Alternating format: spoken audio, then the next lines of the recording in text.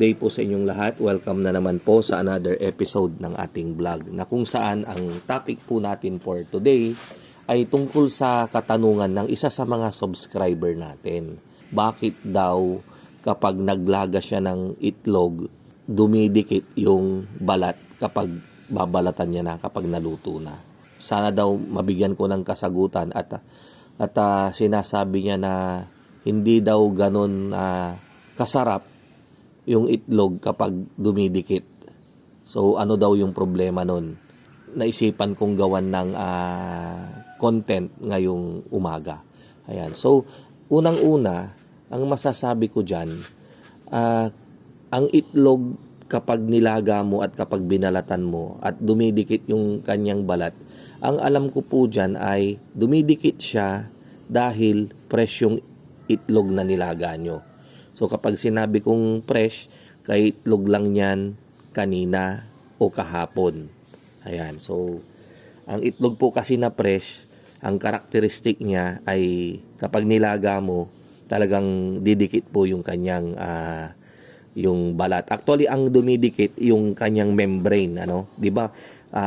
Shell, after nung shell, ang susunod po doon yung tinatawag nating membrane, yung manipis, yung parang supot, and then ang susunod na yung white egg na, and then yung yolk nandun sa pinakagitna, di ba? Ayan. So, ang dumidikit po sa cases na to, yung kanyang yung membrane. Ayan. So, kapag fresh talaga, asahan nyo po na kapag nilaga nyo, at ito ay inyong babalatan na, dumidikit po yung kanyang membrane dun sa kanyang yolk, dun sa puti. Dun sa egg white. Dumidikit yung membrane sa egg white. Kaya ang mangyayari, minsan nadudurog yung itlog, nagkakaroon siya ng mga parang nakudkod, ganyan. So, hindi nakagandahan yung texture, Doon naman sa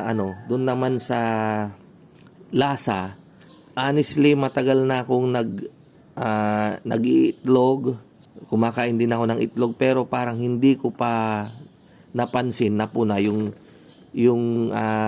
panlasa na sinasabi nung subscriber natin. I-comment nyo mamaya after yung manood nitong video ko kung may difference nga ba sa lasa ng itlog na bago at saka itlog na luma. Ayan. Yung balikan natin yung pagdating yung tungkol sa dumidikit-dikit yung kanyang membrane, So dahil nga sa bago. So ang ibig sabihin, kailangan mo munang 3 to 4 days yung edad ng itlog after siyang mai-produce, mai-itlog nung mga layers natin. And then kapag nilaga ito na yung hindi na siya dumidikit. Mga at least 3 days po para hindi siya dumikit. Ano nga ba yung explanation? Bakit dumidikit? Bakit madikit yung itlog na bago compared sa luma, mga 3 days na and up, ay hindi naman siya madikit kapag ito ay ating nilaga at ito ay ating babalatan. Well, sa kadahilanan po na ganito yon. Ang itlog po, kapag medyo tumatagal na, lalo na kapag medyo mainit yung panahon, po yan, nade-dehydrate. Kapag nade-dehydrate po siya, ibig sabihin yung kanyang, di ba, 70% to 80% na laman ng itlog natin ay tubig.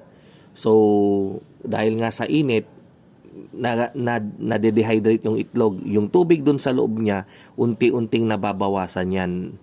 Kapag unti-unting nababawasan yan, nagkakaroon po ng space dun sa loob. Kaya nga po nagkakaroon ng space. Kaya nga yung lumang itlog, kapag mga 3 weeks na, umaalog na po yan, di ba? Bugok na. Umaalog. Kasi nga dahil dun sa air sac.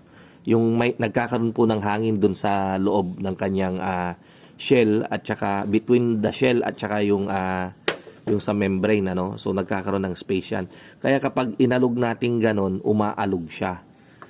Kasi nga may space na, may hangin. Ayan. So, kapag nilaga natin siya ngayon, sa salita namin sa Pangasinan, ungkabet. Nagsishrink siya, no, kapag nilaga mo. Doon sa nagtanong sa atin, kung in-expect nyo po or inaasahan nyo na ang itlog na fresh ay hindi gaanong masarap at saka dumidikit. So, ang gawin ninyo, mag-antay kayo ng 3 days ganyan. Itabi nyo muna yung itlog dyan sa lababo ninyo or dyan sa estante, di ba? Kung saan yung taguan ninyo. Para kahit papano medyo umurong muna yung itlog, and then kung nasa isip ninyo ay mas masarap nga yung ganon, di ba? Pero para sa akin kasi mas masarap ko yung fresh kasi very healthy na kainin, di ba? Fresh pa siya. Ayan, so ganon. And then pagbago naman yung itlog, may remedy naman. Siya? After nyo siyang ilaga, ibabad nyo siya sa malamig na tubig. Maglagay kayo ng tubig sa tabo, and then doon nyo ibabad yung itlog. After nyo siyang hanguin. Para pag binabad nyo siya sa tubig na malamig or yung kahit tap water lang galing sa faucet, uurong po yung kanyang yung itlog dun sa loob, uurong. So, hihiwalay siya dun sa membrane. So, yun lang po yung pinakamagandang paraan dyan kapag problema nyo yung umuurong. Ibabad nyo lang po siya sa tubig. Ayan. So, I hope na nabigyan ko po ng kapaliwanagan yung katanungan ng isa sa mga subscriber natin. Kita-kita pong muli tayo sa mga susunod nating vlog. Ito po ang inyong kaibigan, ang inyong kamanukan. Walang iba kundi si Mang Mags, at sa katabi ko po si Green at saka ang mami ko. Kami po ay magkakape. Tara po, kape po tayo. Thank you!